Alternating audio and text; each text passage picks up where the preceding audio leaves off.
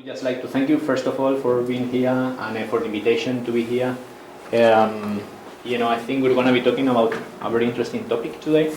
I believe that many of you work with cancer patients, and if that's not the case, unfortunately, all of us know someone that has cancer, and this might be some kind of medication that might be helpful for you. I'm Carlos Panero. I just take care of the international sales in North and South America. And if you have any questions regarding distribution and so on, I would be very happy to help you with that. Yeah, and I'll leave you with Chris. Good morning. It's a pleasure to be here with you in this beautiful hotel. We crossed Black Forest this morning. My name is Chris Preußler. I'm a medical doctor and a member of the Helixor family. We are a small company with about 100 employees, and we are a small fish in a very huge ocean of pharmacy all over the world. But we have to offer something very interesting, I think. This is the location of our company. We are between Black Forest and the next mountain area to the east. This is Swabian Alp. And in a lovely valley, there are the buildings where everything is done with our product, the harvesting, all the production, packing, mailing, and research. Everything is done in these old buildings. The company was established 1975, and the people who established the company, they had some ideas to help cancer patients with the products to be produced by the company, and they had not idea of profit as the first principle of the company, but really to help people, and therefore they decided to give their shares of the company into a non-profit organization, into a Helixor Foundation. So everything, all the profit of the sales of our products is either used for investments into the company for research, or over the Helixor Foundation for non-profit purposes.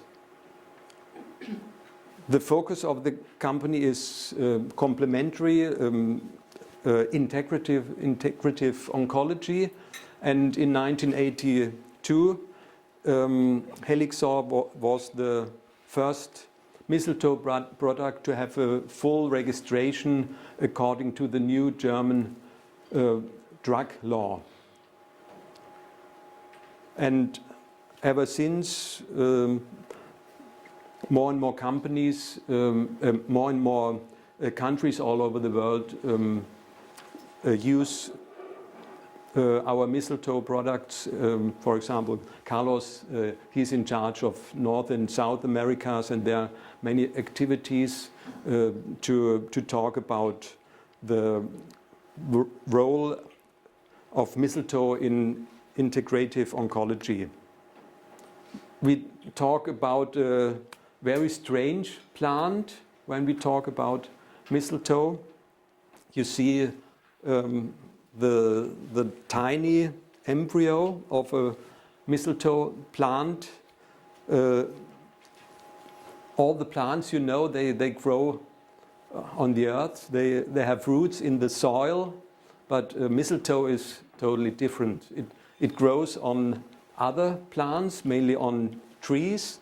And if you imagine, I show you the next slide. This is maybe a 10 or 20 years old bush of an apple tree mistletoe, and you see the white berries. And within these white berries, there's this tiny green embryo, And how can this little embryo come into contact with the tree? You know, this is a special process. It has to go through the intestines of a bird. The birds pick up the berries, they fly to other trees, and then they deliver something. And I have really seen it, the process in a tree just opposite of my office. You see that like, a chain is appearing, and there these tiny embryos are part of, and when the bird flies to another tree, then if the embryo is lucky, then it may come into contact with the bark of the tree, and then here you see this area where the little embryo comes into contact, and then he grows into the bark of the tree and eventually has contact with the inner levels of the tree where there are the liquids and the nutrients which he uses to grow more and more. And so over the years you have these bushes in trees, in different types of trees, and if you look around you see many trees with mistletoe. Maybe mistletoe is growing more and more on trees because cancer is an ever-growing problem, unfortunately. So mistletoe, you might have heard of mistletoe. Are you all familiar with the mistletoe plant as a plant? It was used in medicine since ancient times. Even Hippocrates spoke about mistletoe, and so it was an important remedy in ancient medicine. You may know Asterix and Obelix, yeah. Where it's also very important, but over the centuries it was never used against tumors. You know, the tumor diseases, they are not a disease of our time, because even in prehistoric times they found skeletons showing tumor growth. So if somebody of the wise old doctors would have had the idea to use mistletoe against cancer, they would have done it, but they didn't do it. They only used it as an ointment on the skin or orally for other diseases. And it was only Rudolf Steiner, the founder of anthroposophic medicine, who had the idea to bring mistletoe into oncology. And why did he get this idea? He said that the mistletoe plant is unique. It's not primarily the aspect of a parasitic growth, you know, like the tumor is a sort of parasite in the whole organism, and the mistletoe plant is a sort of parasite. It's a semi-parasite on another plant. So this is a analogy you may take, but a better aspect to bring mistletoe and tumorous growth together is the autonomous growth. Mistletoe has an autonomy in time and space because the blossom and the fruits are not caught through the year like any other plant, blossom in spring and fruits in harvest, but it's against it. It's a totally different rhythm, and it's independent from from the level of the sun, independent of the climate. So it's an autonomous growth, also in space, because, I just step back, if you look at the plant, then it's like a ball. The leaves don't grow from bottom upwards towards the light and against gravity. They grow independently of the surrounding factors. And it's a really amazing process. So the mistletoe plant is really a miracle with many, many miraculous aspects. One of the most touching miracles is when the mistletoe leaves dance. The young leaves growing in spring, the young leaves grow towards the sun against gravity, like other plants. But then in May, June, they start dancing. You need special device, Zeitraffer, time lapse, to show how the leaves are moving during a couple of hours and days. And if you see this, they have movements like dancing, so they grow upwards, the leaves, and then they dance over a certain period, and in the end they have their direction, how they continue growing, not direct to the light and the sun, but to the center of the mistletoe bush, which is here. The center is here, so all the leaves are orientated towards the center, and so you have this perfect bush and not all the leaf upwards. So this is a strong autonomy, and this was the base for Rudolf Steiner to think about. There are principles of growth of this plant, and the similar principles you can see in the growth of tumors, and so it would make sense to bring these principles together, but different from the use of mistletoe so far, you have to apply two principles, a new mode of production. So he gave information to build a totally new machine, a totally new process to process the raw material of the plant, to have the remedy in the end.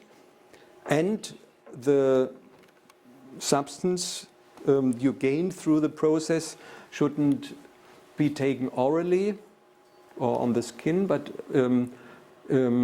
should be injected. Only by injections you would have the qualities and the benefit of the plant in oncology.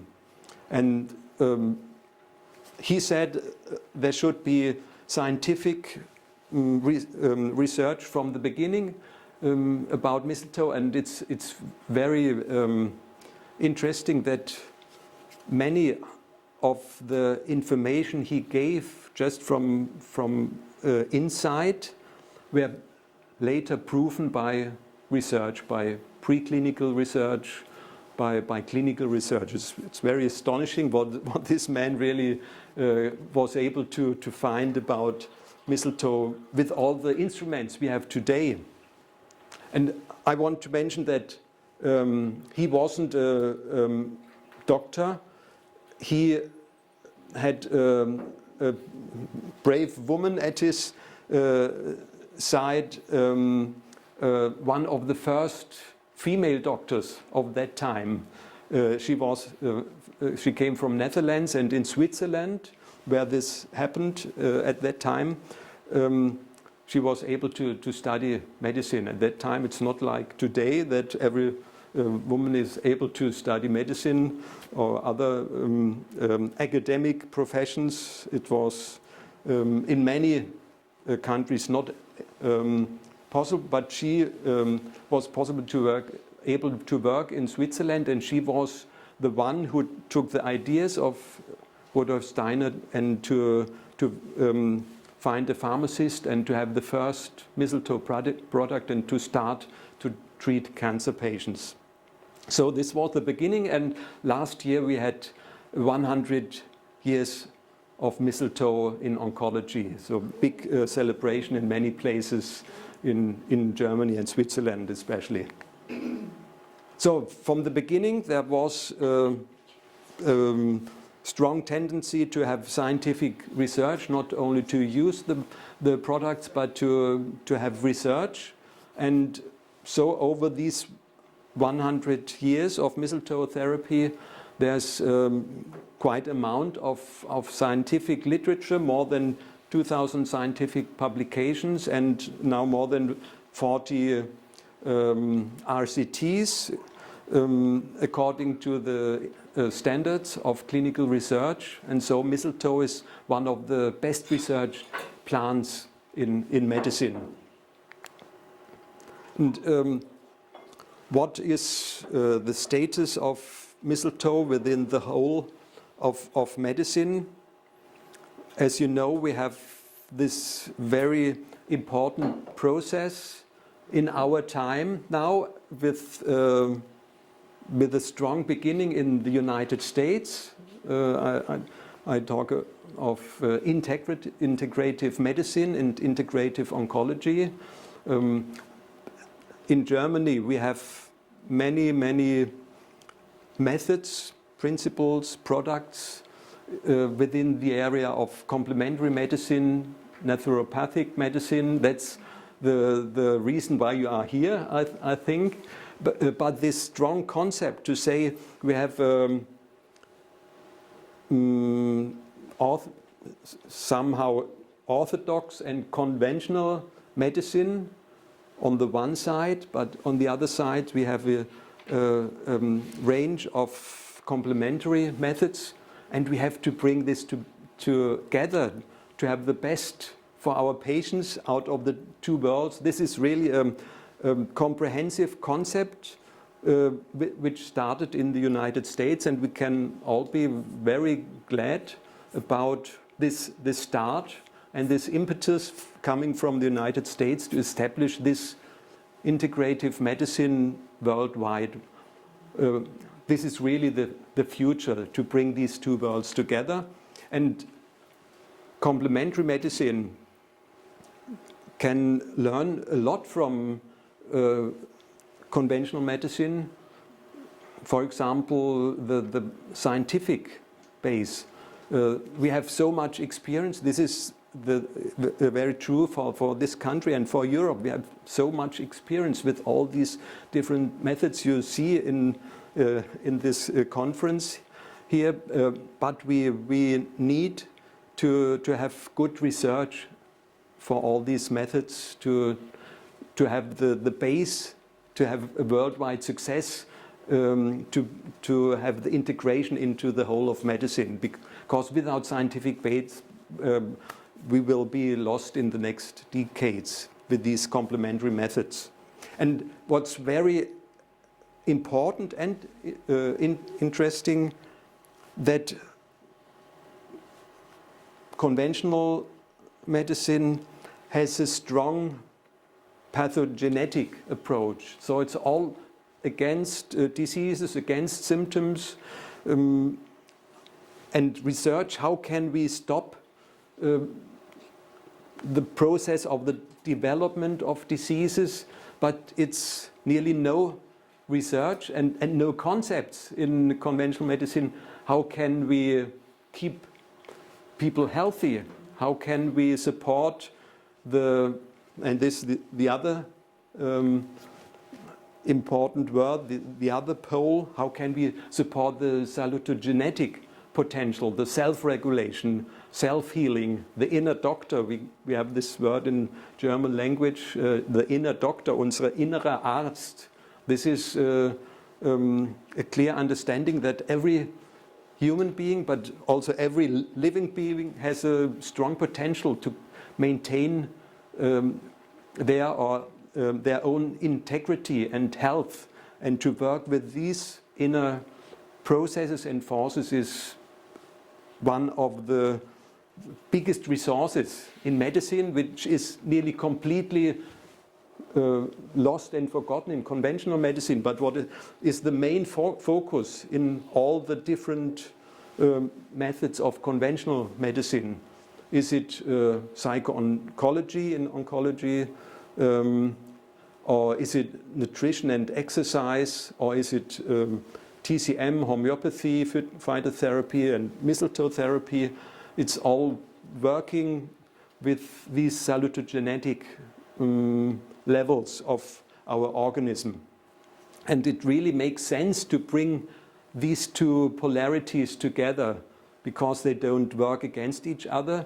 If we, for example, if you have an operation, the surgeon takes the tumor out or whatever, but everything then is done by the salutogenetic ability of the organism. Without these healing salutogenetic forces, the surgeon would be lost because there would be an organism, a body with an open wound, and the surgeon, the doctor, can't heal a wound. What are the forces which bring healing about? And this is the salutogenetic potential, and that's what we really need for healing. And that's what is supported by mistletoe.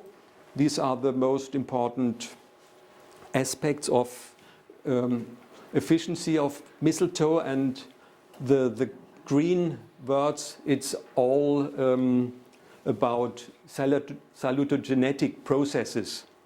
Inhibition of malignant growth without harm to healthy tissue.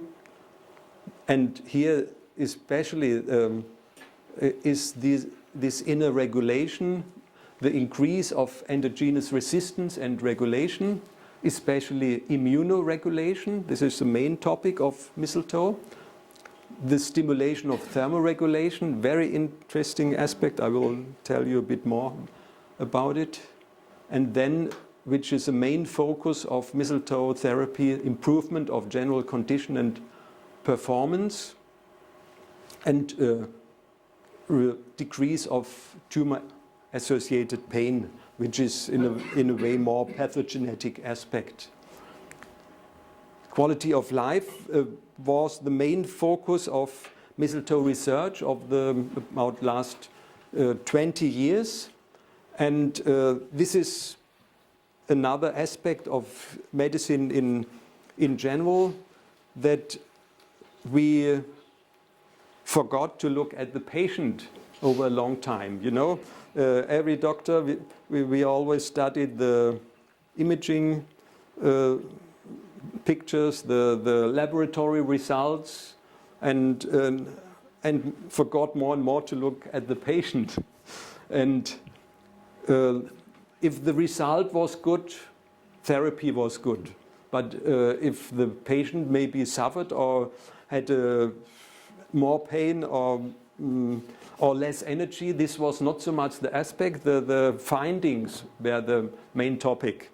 And within the last 20 years in conventional medicine, quality of life is detected more and more to be so important to the patients, especially in oncology. You know, if you have palliative situation and you treat the patient with chemotherapy or radiation, and you have a decrease of the tumor size, then this was the main parameter for therapy. But if the tumor is a bit smaller, but the quality of life is so bad, there's no benefit to the patient. And so even in oncology and conventional oncology, this topic of quality of life is getting more and more important. So this is a big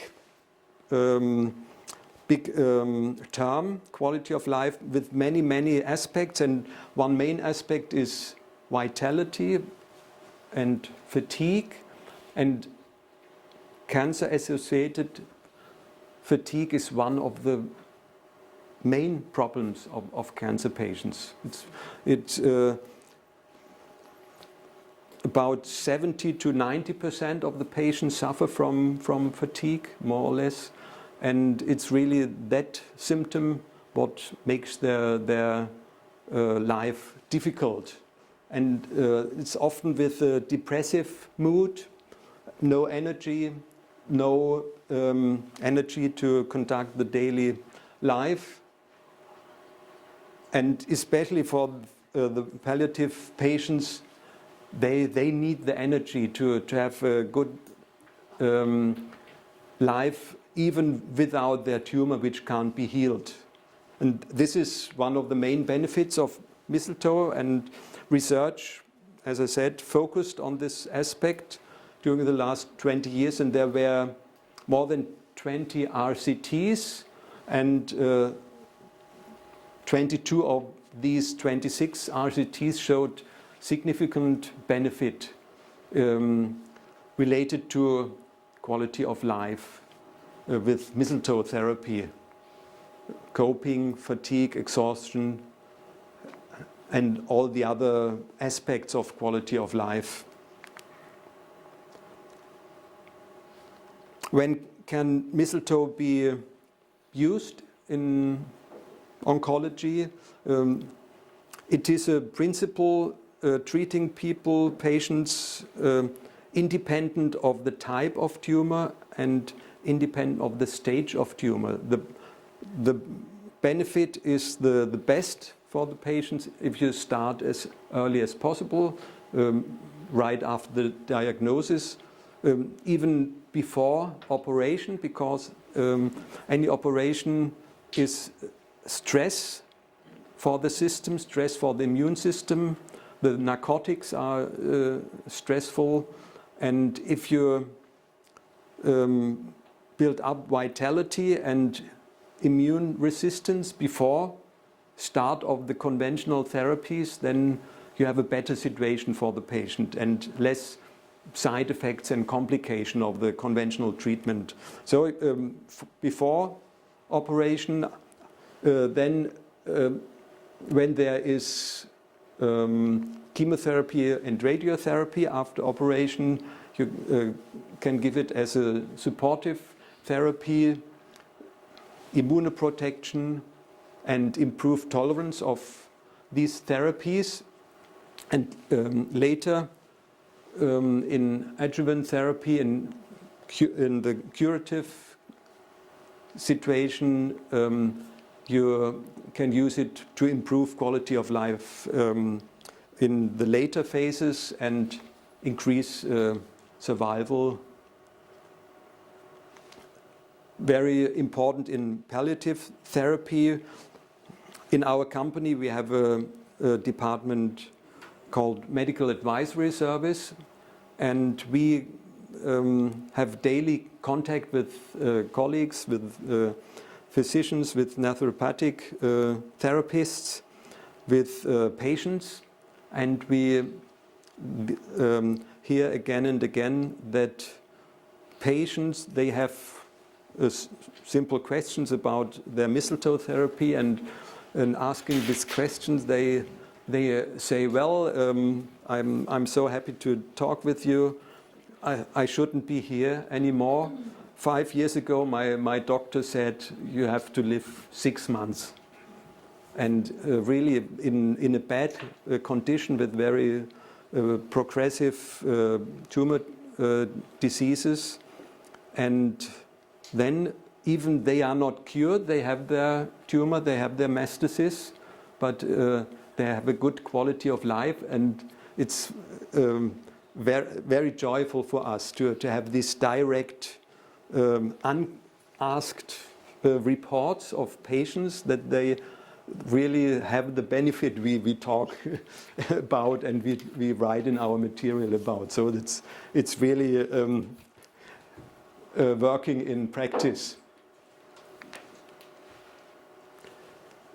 The next 2 slides should give you an idea how mistletoe starts working over time.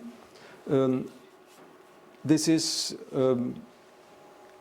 survey where we can see how is the improvement of quality of life after the start of Helixor, after 4 weeks and after 12 weeks of therapy. And these are parameters, quality of life in general, and then sub-parameters of quality of life. And you can see the bright green bars. This is after 4 weeks. About 20 to 30% of the patients feel improvement within the first weeks, but the main benefit, up to 70% of the patients, is within the second and third month. Sometimes they report immediately benefits like better energy, better mood, they are warmer, not so cold like cancer patients often are. So that this may occur after the first injections, but in general, the main benefit starts in the second and third month. And this is a very important study addressing the question, how long should we give mistletoe therapy over the years, especially in adjuvant therapy after curative therapy. And this is a study with breast cancer patients in aftercare. And the gray bars is the control group, and the orange bars, this is the Helixor group. So everybody received the usual aftercare, which means only control, but no really salutogenetic measures. And the Helixor group, they received Helixor as injections. And you can see that over the years, both groups have a decline of symptoms. Well, interestingly, from the 4th to the 5th year, the control group has a small increase. But in the mistletoe group, you have improvement from year to year, even from the 4th to the 5th year.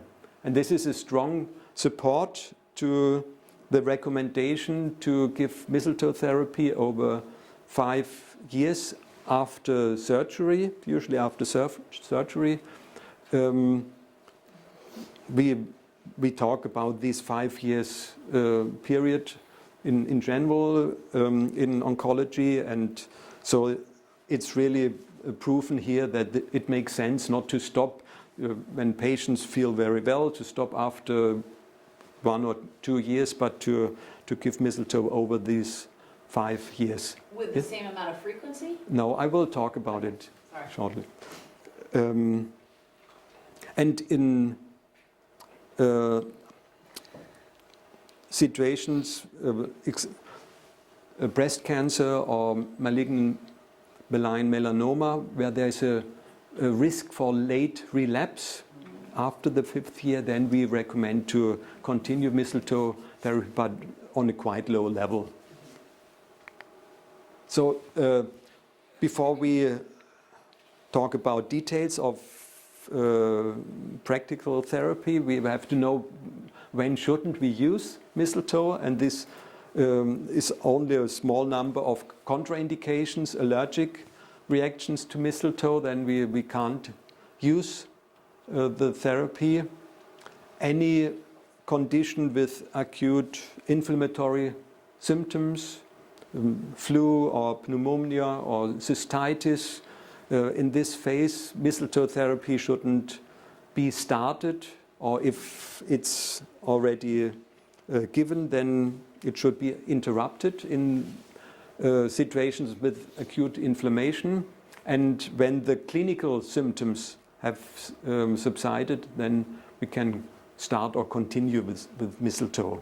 Because mistletoe has an immunomodulating effect, but mainly pro-inflammatory, immunostimulating. And if the organism is in an acute inflammatory status, then we don't need to put oil into the fire. This is the same with autoimmune diseases, chronic this is a very important word to me, granulomatous disorders and autoimmune diseases. When the patient's immune system is active against themselves, then we shouldn't give mistletoe only in autoimmune diseases with no acute symptoms and with no immunosuppressant therapy. We can use mistletoe, but then we should regard special aspects, and it should be given very carefully in these conditions: tumor disease with concomitant autoimmune disease. And the fourth contraindication, it's very rare, it's acute hyperthyreosis, only with strong clinical symptoms. Mistletoe is growing on different trees, and Viscum album, the European mistletoe, has 3 botanical subspecies. They are genetically different from each other, and one of these subspecies is growing on fir trees. The Latin word is abies, and mistletoe of fir tree, Abietis, is our Helixor A. This is of fir tree. And then we have another coniferous tree, the pine tree, which has other subspecies. Even they are both coniferous trees, fir and pine, but they have different types of mistletoe botanical species growing on themselves. So it's a different type. It's Helixor P, pine, peony P. And then we have the subspecies growing on deciduous trees. There are many trees hosting mistletoe plants, and we in Helixor company, we use the apple tree mistletoe, which is Malus, or genitive Mali, which is our Helixor M. And the use of these different sorts and the practical application is adjusted, individually adjusted, and I will talk a bit about these different aspects, not too much into depth, but that you have an overview about the practical aspects.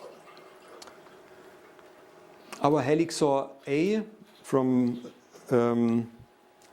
fir tree is a special remedy, really, because of all the mistletoe preparations, not only of Helixor. This is the one who has a very strong ability to increase vitality. So if patients are very weak, then we use Helixor A as the first step. Then very sensitive patients or allergic patients, where you should be very careful with any medication. Helixor A is very well tolerated, so even if other preparations are not tolerated, we can use Helixor A. And then when patients receive chemotherapy or radiation, then Helixor A has this quality to support vitality and to decrease the side effects of chemotherapy and radiation. And if these, and also for autoimmune diseases, concomitant autoimmune diseases, we recommend Helixor A. And if these aspects are not there, then we have the second step that we consider the location of the tumor. And considering the location, we decide to choose A, M, or P, for example, prostate or lung or all the tumors of the HEC-NET area. We recommend Helixor A. The remedy is given subcutaneously. This is the mode of application or administration which is registered in Germany and in many other countries. And it's a subcutaneous injection like with insulin or heparin. So patients can do it by themselves when they have learned how to do it. They have to be monitored during the first weeks of therapy, but then they can do it more and more by themselves, or some relatives can do it. So it's quite easily done. And the preferred injection sites are the abdominal walls and the upper thighs. And it's very important to change the area of the injection each time, to go from the right to the left side and back. But if you go back, you shouldn't use the same spot, but use another area to inject. Second choice are the upper arms, which should be avoided in case of breast cancer. The site of operation, please no injections into the arm to avoid lymphatic edemas. If the tumor is still there, then mistletoe should be given as close to the tumor as possible. There's the option to give mistletoe intratumorally, but this is an off-label use in Germany or other countries. But it's very effective, and this is the possibility to use mistletoe in a sort of pathogenetic way, because then we can really destroy tumor cells. In subcutaneous therapy, we can expect indirect effects on the tumor, not direct tumor reductive effects.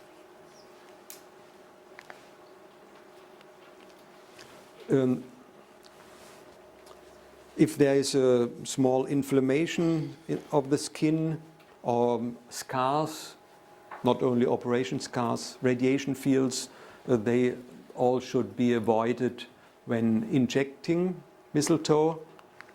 And if it's a larger inflammation, then it's a contraindication anyway for this time. But if it's a small area, then you should avoid it and not inject in that area. It's given 3 times per week at the beginning, and if you have palliative patients with a bad general condition, then you may give daily injections at the beginning or later maybe. And in adjuvant therapy, in aftercare, later we have pauses. We have so-called series packs with 7 ampoules. So after 14 injections, we have 2 weeks of pause. And from the 3rd year post-surgery, we extend the pauses up to 8 weeks in the 5th year after surgery. And from the 3rd year, we decrease the frequency of injection to 2 times per week. So your question, what is the intensity over the years? So we have a remarkable decrease of the intensity from the third year. And how long will you give it at all? 5 years. Stop or And never stop? sorry? And how long will you give it at all? 5 years after surgery. In palliative therapy, you give it maybe if patients have metastasis, but they have a stable situation and good quality of life over years, then you just continue. At the beginning, no pauses in palliative therapy, but if it's good vitality, stable disease, then you may apply pauses over the months. So after half a year, for example, of therapy, then you may give pauses as well in this situation. Some basic rules which are very important to respect, to have smooth therapy and no side effects. We need to start with a low dose and increase the dose step by step, because one of the main components of mistletoe, the mistletoe lectins, they cause a local inflammatory reaction. I'll show it with the next slides. And if you would give a too high dose at the beginning, then you would have a very strong reaction, overreaction, which is a side effect. So you have to start with a slow dose and increase the dose step by step according to a protocol I show you later. And eventually, after dose increase, dose escalation, you reach a certain dose level, and then you maintain this dose level, but not with the same, exactly the same dose, but with a rhythmic variation.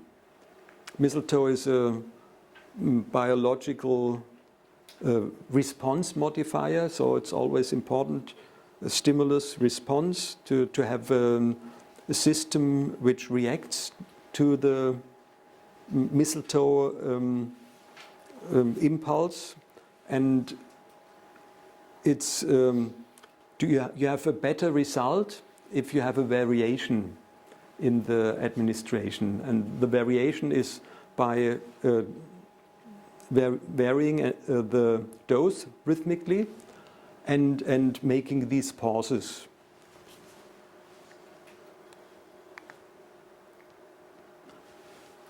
So we call the first phase induction therapy, when we start with a low dose, increase it stepwise, and in this phase it's very important to look at the patient and to see what are the reactions, not to follow very strictly the protocol. The protocol is useful, we need it, it's helpful, it makes it much easier, but we have to leave the protocol if there are reactions to mistletoe.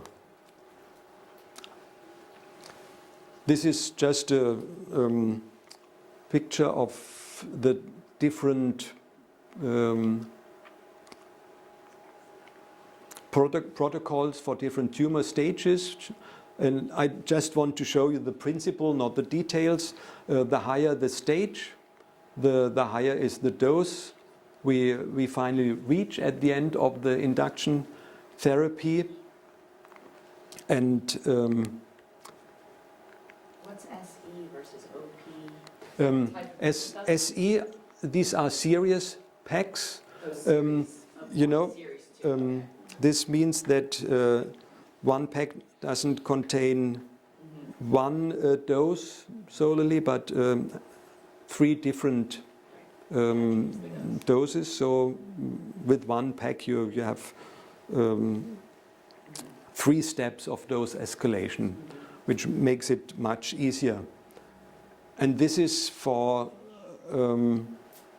situations when you can have a more rapid escalation, And in some situations, especially when patients receive chemotherapy and radiation, you should increase more careful, and you should have a slower dose increase. And then we use the OP's original packs, which contain only one dose. So this OP 1 milligram, for example, has 8 ampoules of 1 milligram. And so the induction therapy is much longer. But as we know that the patients during chemotherapy and radiation are more sensitive to mistletoe, then it makes sense to be more careful in this situation and have a slower dose increase, and then we use the OPs. The response criteria we look at are different criteria, but the main focus is on the local reaction at the injection site. I show you a picture afterwards. And then increase in body temperature, the improvement of general condition, and these 3 parameters are very important, and the most important parameters for survey of the progress of mistletoe therapy. You don't need so much laboratory testings. You don't need expensive laboratory testings. If you make laboratory examinations, you just look at the white blood cell count. And we can see that the white blood cells, neutrophils, they increase during the first weeks, quite quickly after the start of mistletoe therapy, and from the second or third week. And then the eosinophils react, and this is a very, very good sign. It's an independent prognostic sign for tumor patients.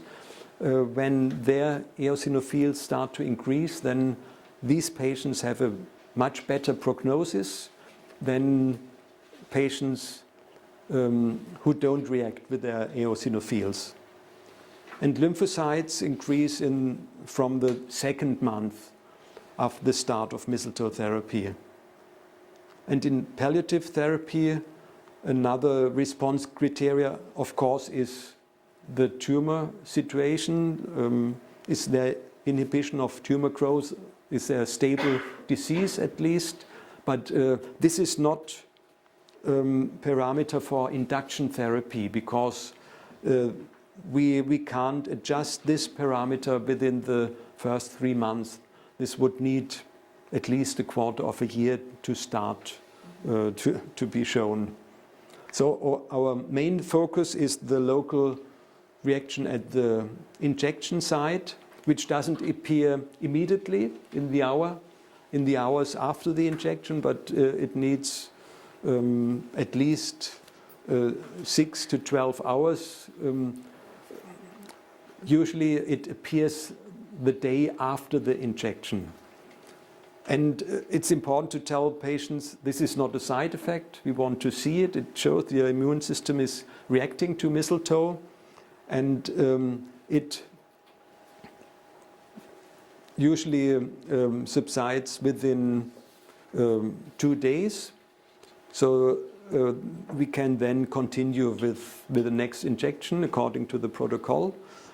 But if in some patients the local reaction is still there when we would like to give the next injection according to the protocol, then we should wait. So it's really in this phase when local reactions appear to monitor the patients carefully, and if necessary to leave the protocol and to wait with the next injection. So to extend or to decrease the frequency of the injections.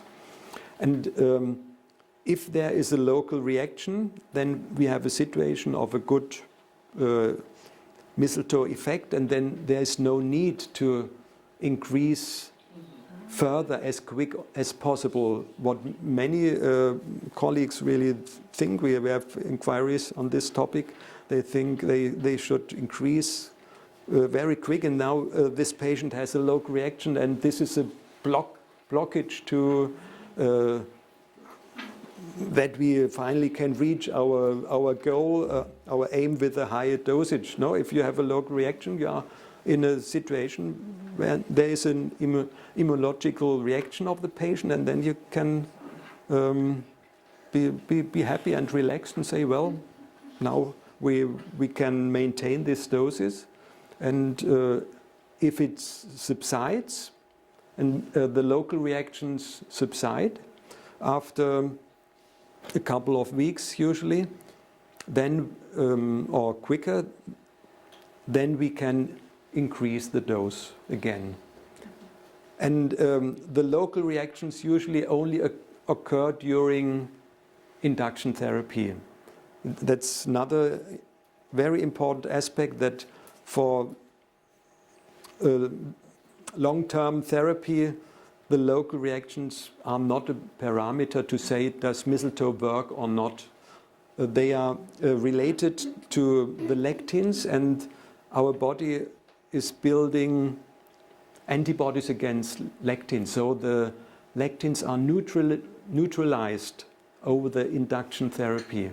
And when they are neutralized, then you can increase the dose more and more. But this means that the focus we had in mistletoe research and therapy about 15 years ago, the focus on lectins, we found the lectins, and now we have the active ingredient of mistletoe, and we have to have as much lectins as possible, and then we have a perfect mistletoe remedy. That's nonsense, because the lectins are neutralized during induction therapy, and all the benefit, which is proven by all research and experience, all the benefit gained by mistletoe therapy in long-term therapy is not due to the lectins. These are all the other ingredients. There are about 1,000 different molecules,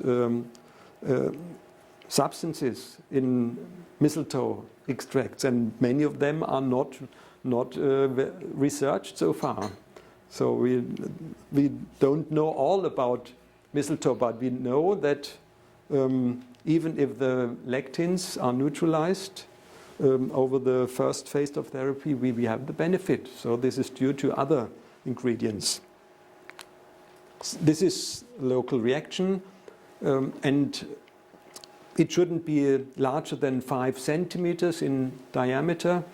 If it's larger, then it's a side effect, it's an excessive local reaction. We just wait till it disappears, and then we have a dose decrease and start again with a slow increase again. Well, these principles I talked about already, and I think as a pharmaceutical company we have to respect pharmacovigilance and document everything related to side effects very carefully. So we have a good overview about all the side effects, and I think a high percentage of the side effects is because these principles are not respected. The principle to wait till the local reaction has subsided and only then give the next injection, and not to increase dosage as long there is still a local reaction on the given dose. Another aspect is regulation, rhythm of life, which is really, to me, a thrilling aspect of mistletoe therapy, because improving regulation is so important aspect of health, of recovery, of resistance, of resilience. And mistletoe works on improvement of regulation on different levels. For example, sleep is one of these rhythms.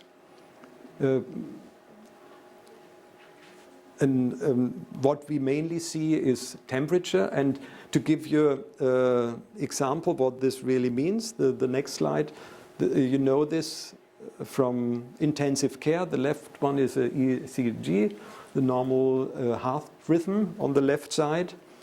And on the right side you see this zero line, which sometimes we see on intensive care when somebody is dying. So the rhythm, the regulation is lost.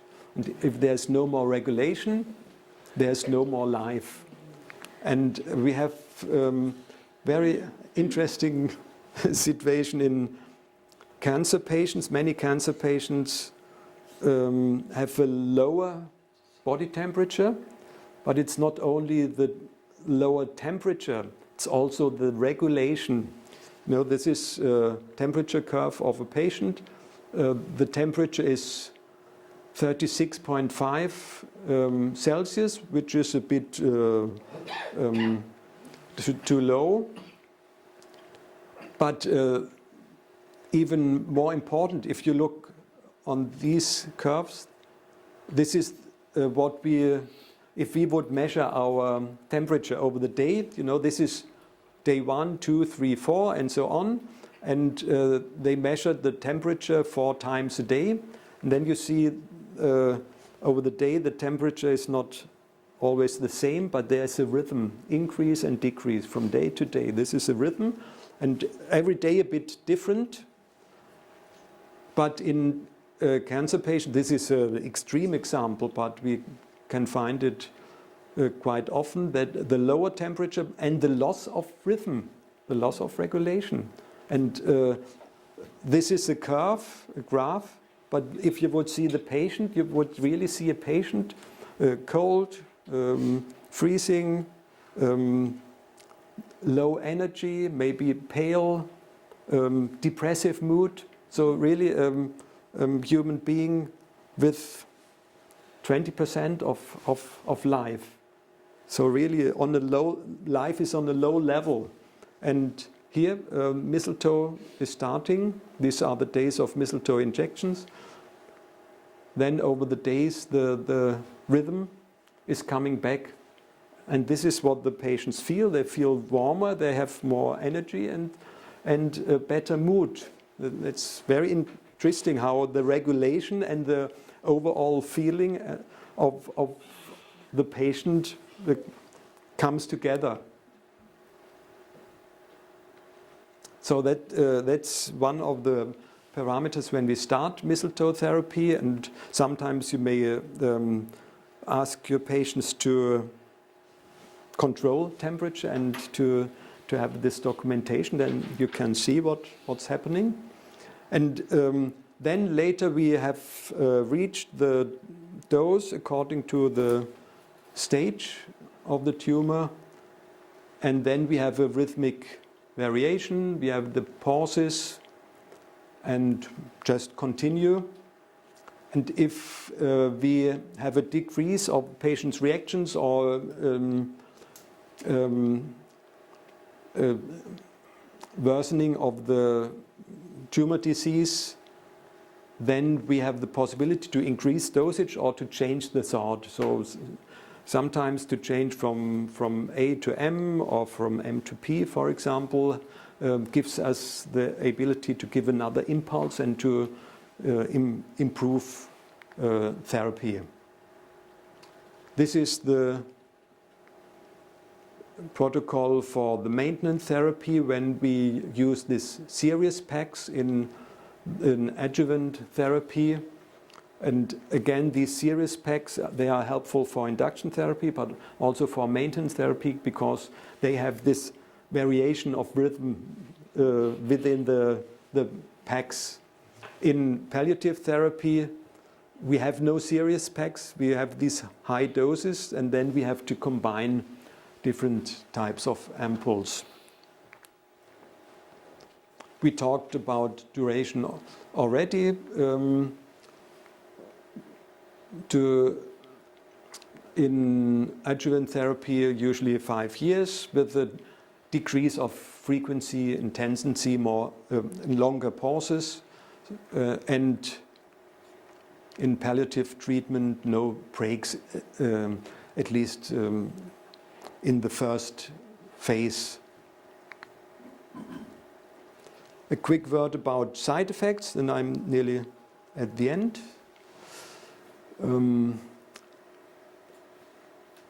Over 90% of the side effects are related to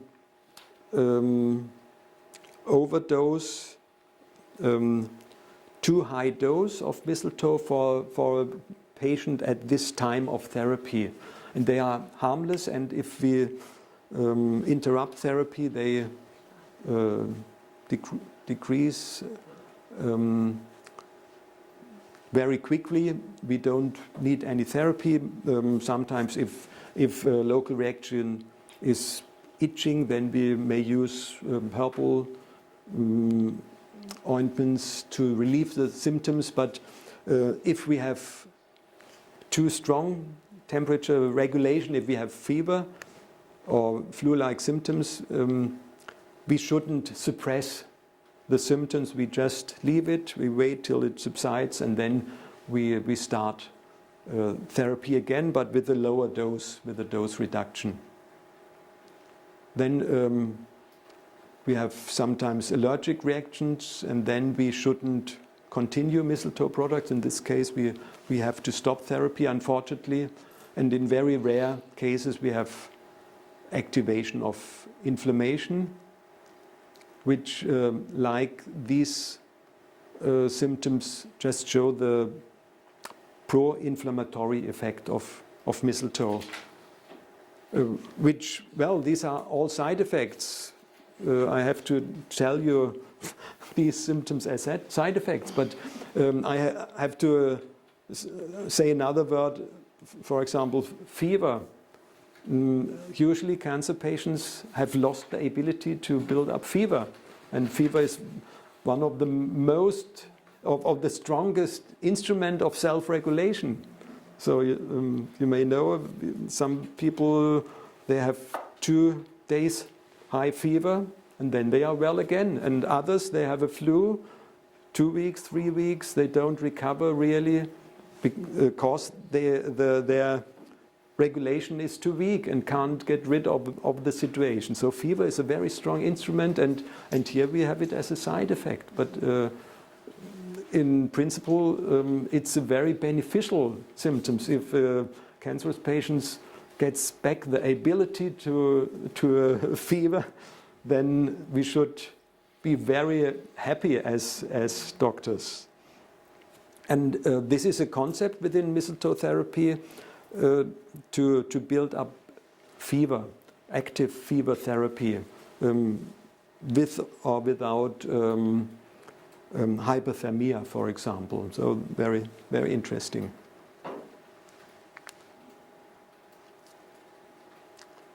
To summarize the information, it's very helpful to use the standard protocol, but we have to look at the patient, especially during induction therapy, to modify the protocol, and then we really have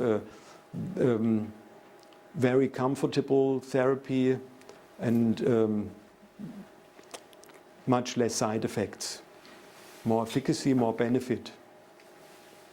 My last slide, just to give you an idea that mistletoe is not only used as a subcutaneous therapy, but there are other off-label modes of administration.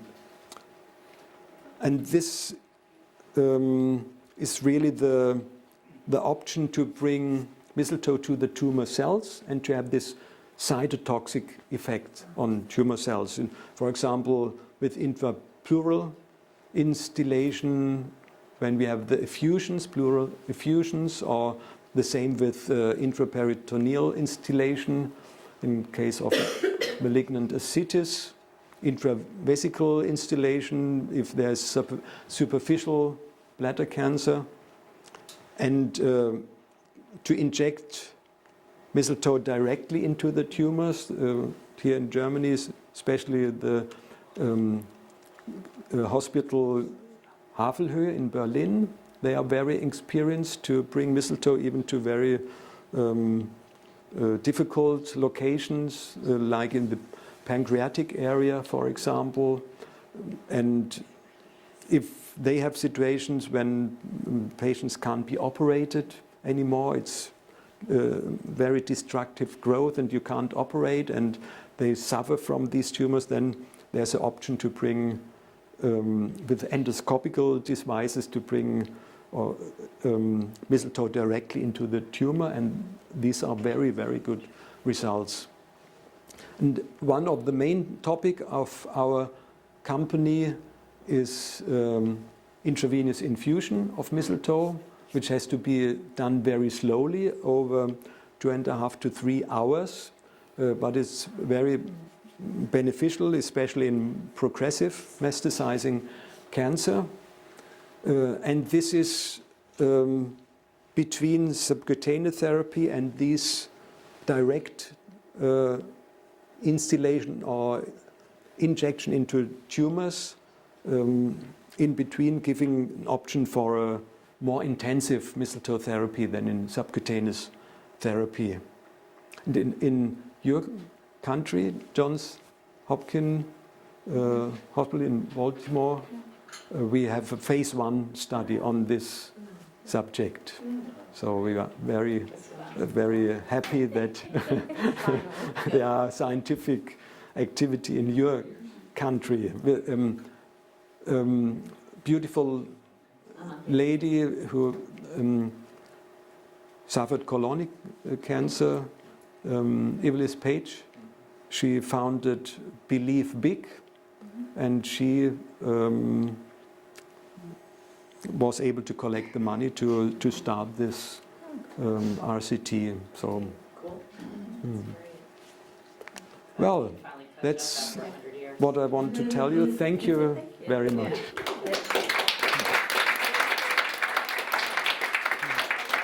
Thank you. So that's for oncology and cancer, but if you have somebody, let's just say they don't have an immune system, they have an IgG or IgG deficiency, okay? They don't have any white blood cells. Would you work with them a little before you do mistletoe? And then once they have a couple of white blood cells hanging out, then you give mistletoe? Because you need a white blood cell activation, correct? Well, I think they are not on zero. They still have some ability to build the cells. So you would start right away with mistletoe before you did like some rebuilding of intestinal flora? Yes, well, because... Or in conjunction with? You wouldn't wait necessarily? No, okay. No.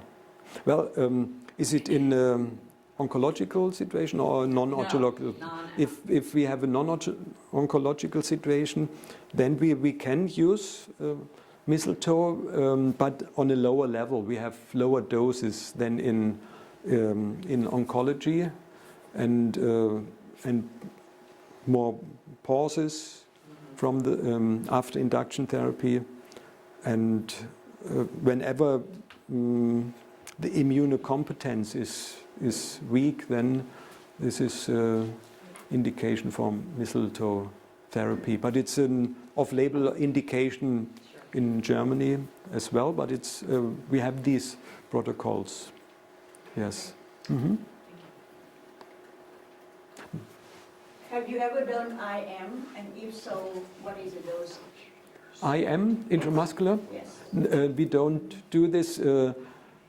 This may create necrosis of the tissue, and therefore only subcutaneous injection or intracutaneous is another mode of administration in when we talk about other indications in osteoarthritis, for example.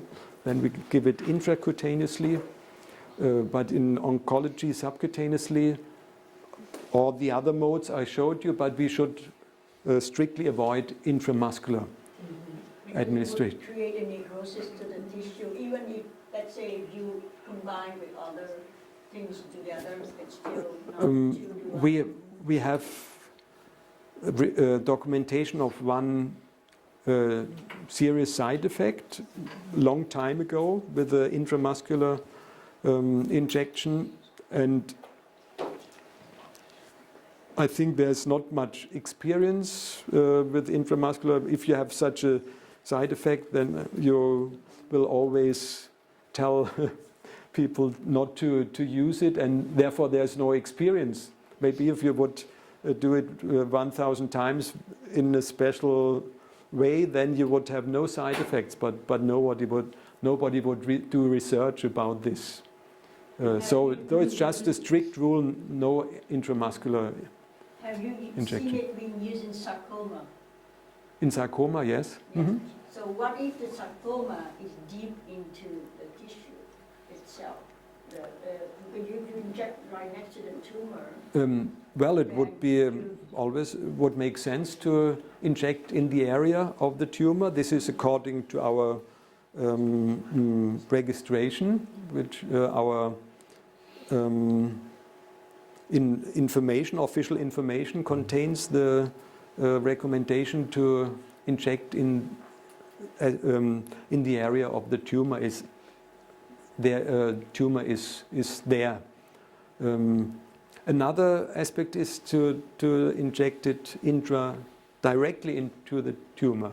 This would be an off-label use, and it has to be done very carefully. And if it's a deeper area, you need ultrasonic control to have the exact positioning of the needle. So this is quite a sophisticated mode of administration. But to inject subcutaneously in the area, in the vicinity, as close as possible to the tumor, that's fine. Mm-hmm. What about, have you combined it with protein?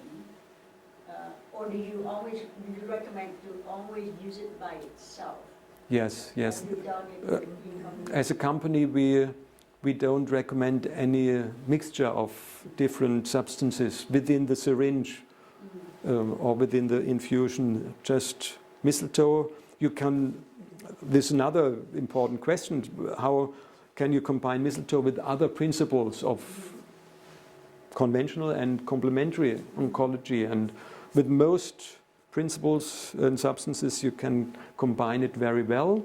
Only if substances like thymus extracts, when they have an immunostimulating effect, similar like mistletoe, then you shouldn't combine it directly in one phase of the treatment, not to have an overstimulation of the immune system. But with most other therapies, you can combine it very well, but not within one syringe, for example. If you use other injections, then you shouldn't put it in one syringe. You do it at different times, or at least at different sites.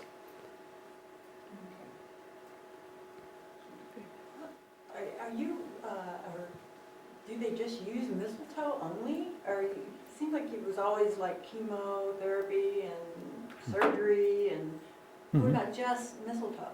The main concept is to have mistletoe as a component of a holistic concept where you use different therapies, whatever makes sense for this patient. I guess what I'm asking is there any research of just using mistletoe to get rid of the cancers or help someone get rid of cancer? Or does it have to mix? Well, there's a very interesting RCT, not with Helixor, but with Iscador, another mistletoe product, in patients with pancreatic cancer, advanced pancreatic cancer, and they had a clear benefit related to overall survival. They had a control group, best supportive care, but no medical treatment, specific treatment, and best supportive care plus mistletoe. And there was a huge, the benefit for the mistletoe group was so huge that the ethic commission had to stop the study after at half term. When they had the first evaluation, they saw the mistletoe group is so much better. From an ethical point of view, we can't continue the study because we wouldn't give the other patients the beneficial treatment. Did they get it right after it or not? Sorry? Right. Did they get it right after I it think or not. I think not. I No. mean, too.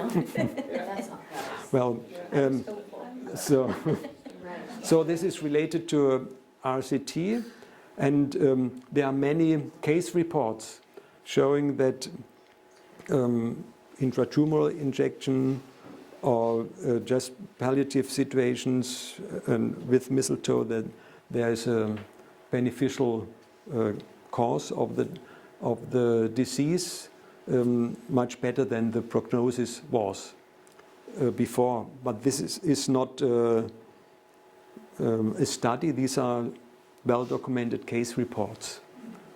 And I think in our time, to have studies with a certain number of participants using only mistletoe and no other therapies, this wouldn't be allowed by ethic commissions, because we have the standard concepts, and the standard concepts according to the guidelines, they are quite fixed, and you can't treat against the guidelines on an official level. But whenever you have a patient, an individual patient, who says, I don't want to have surgery, I'm old now, and I know I have to die eventually, and I know what happens when I have surgery and chemotherapy and radiation and everything, so I'm happy with my life and I want to have a good quality, but I don't want to have these months and years of therapy, and they design on their own, and that's their right to make this decision. Then mistletoe may be beneficial for these patients, of course. Yes, Well, but I think we all know about Susan Sumner, who had breast cancer, and she used mistletoe. She didn't do chemo or radiation or any of those other things. She seems to be fine and dandy by just using mistletoe. That's why I'm asking, because all your stuff had the, cut. well, as a company, we have the clear statement for mistletoe as a complementary and supportive therapy, but not as an alternative. Not to say, well, you shouldn't have conventional therapy, just use mistletoe and everything is fine. No, That wouldn't. right, but obviously it does work some on some people. Yes, Like yes. the majority of my patients don't do chemo or radiation, and I use mistletoe as part of my comprehensive treatment protocol. So I don't just do mistletoe, but I do it with other things. If they don't have Yes. chemo or radiation, they do fine. I think that's the point, that mistletoe can't treat cancerous disease on its own. It needs always measures on different levels, on a psychological level, on a social level. What are the main problems of this patient, to work on the patient's own history, and what supplements would be beneficial, vitamin D and selenium and so on. And so there are many aspects, and to have them in a very coherent individual concept with mistletoe, that makes sense. But as a company, we have to say we can't use mistletoe alone, and we can't give the message, don't use the other stuff, just mistletoe. That's not what we want to say. Do you have any documented cases on like hairy cell leukemia or any leukemias that mistletoe has been used in? There are cases and For, like, even platelets. some studies. This is a controversial topic because there is much discussion again and again how can we use mistletoe in these diseases, in the malignant systemic diseases in general, like leukemia or not.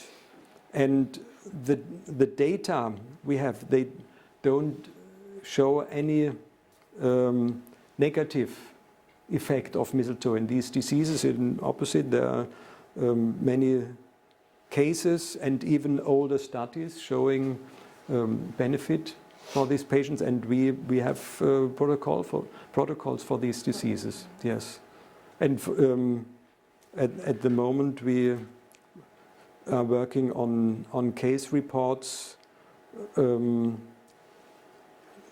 A very important topic is, can we combine mistletoe with targeted therapies? Checkpoint inhibitors is the last group within these targeted therapies, immunotherapy. We just work on a publication with cases where a colleague used those therapies, even chemotherapy, these targeted therapies, monoclonal antibodies, for example, and mistletoe together in lymphoma, for example. And this works very well. But there are no studies, studies of the last years on this subject to prove clearly that from a scientific point of view, clearly proven that it's beneficial. This should be done in the future. But we are a small company. We have limited resources, and these studies, they cost millions. And so we would love to do much more research, but our resources are restricted. Know any other doctors that are off, not really studies, but of people using Experience, yes, definitely. Mm-hmm. Mm-hmm. May I ask what's the difference between you and Iscador? The process of production is different. Iscador was the first remedy after Rudolf Steiner's impulse. They created the Iscador machine to process mistletoe in this new machine. And after then, there were more groups who thought we want to improve the process, and they created different machines. And the fourth company within anthroposophic medicine to create an own machine for mistletoe production is Helixor. And if you visit our company, you can see the machines which work without electromagnetic fields, which have totally different configuration than the other machines. And therefore, for example, Helixor P is the one of our Helixor mistletoe products with the highest content of lectin, whereas Iscador P has a very low content of mistletoe lectin. So it's the same plant, the same subspecies, but the pharmaceutical process leads to a different result. There are many aspects common to all the mistletoe products. So the basic aspects of efficacy are the same to the products, but there are some differences which are important in practical therapy.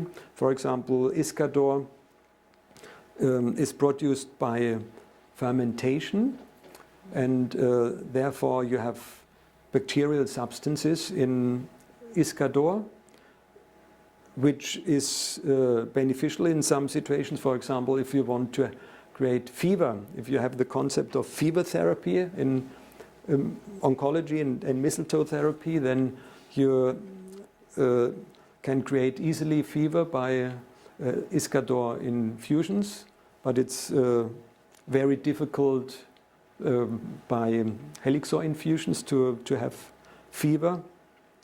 And on the other side, these ingredients in Iscador, they are an aspect of not so good tolerability in some situations. So if you need mistletoe product which is very well tolerated in very sensitive patients, then Helixor, especially Helixor A, is really a perfect Yeah, that's great remedy. to know, because I know Iscador does cause quite a bit of reaction when they do subdue on different parts of the body. Strong reaction that lasts for like a few days, but is effective. At your company open, do you ever offer to do tour, like at your company open for doctors to come through and visit the plant? Yes. Yes, we have visitors from all over the world. No, we are a small company, so we can't have half our staff every day to have visitors, of course. But we are very happy to have groups in our company, and we have this many times over the year that we... That would be great, because we often do tours, and in the past, for example, we tour Sanum, but Sanum hasn't done it since 1991. That's always the last time they opened up the plant for us to visit. And so we often tour different plants, and so that's where we also get the lectures. We often come to the plant, and then we get to see the production, and then the doctors will also get to sit and have a lecture and have a Q&A session. So if you're open to that, we could plan that into the future. Yes, you are invited to visit us. Well, the production area with the special situation, you can go in only with special clothes. This is restricted. Even we can't go in there just easily. But we have lecture about the production process with all the slides of the machinery, and you can see the packaging line, and we have a beautiful mistletoe garden where you can see how mistletoe is growing on different species, on different plants, on different trees and shrubs, and it's a very nice area to visit. It's really a beautiful spot. Wonderful. That's great. Well, we can talk later and plan. We had visitors from United States, young doctors from Portland, from Portland, about 25 young doctors, mainly female doctors like you. And they were so interested. It was just beautiful to have them here, and we are so glad and happy to share our knowledge and experience and to show this beautiful buildings and their surrounding. And we have sometimes conferences. We had our international meeting in September with 150 doctors from 24 nations, from all continents, and it was like a great family, and everybody was happy. We hear it again and again that it's a special place, because it's not only a place of producing a pharmaceutical product, but it's a place of salutogenesis from the surrounding. We have related to the place, related to the impulse at the beginning of the company. We have organic farming, a big farm. We have a distributor of healthy food for the whole area with two organic food markets. And we have beekeeping, one of the most important societies for beekeeping in Europe, really. It's a lovely group of people doing research on bees. They have more than 100 beehives for Demeter. Demeter biodynamic honey, and they do political activities, national and European level, against the neonicotinoids, for example, these pesticides which kill the bees. So there are activities on different levels which all together support healthy living, support a healthy surrounding for men and our concomitant beings. Really a concept for healthy living in future for men and for the planet in the end. And you can feel it if you come there. You don't only not just have lectures and have a theoretical impact, but you can see it and feel it, what's happening there. And it's like a model for future on different levels. But that would be great. Usually we do the tour right around Baden-Baden Medicine Week. Ah. And usually we do all the tour, we visit all the plant first, and then we land in Baden-Baden at the end. So that would be great if you are open around that time. Yes, it's a good time of the year. You have a bit of autumn colors. The trees are lovely, and so it would be a perfect time. So we have a goal for next year. Yes. Thank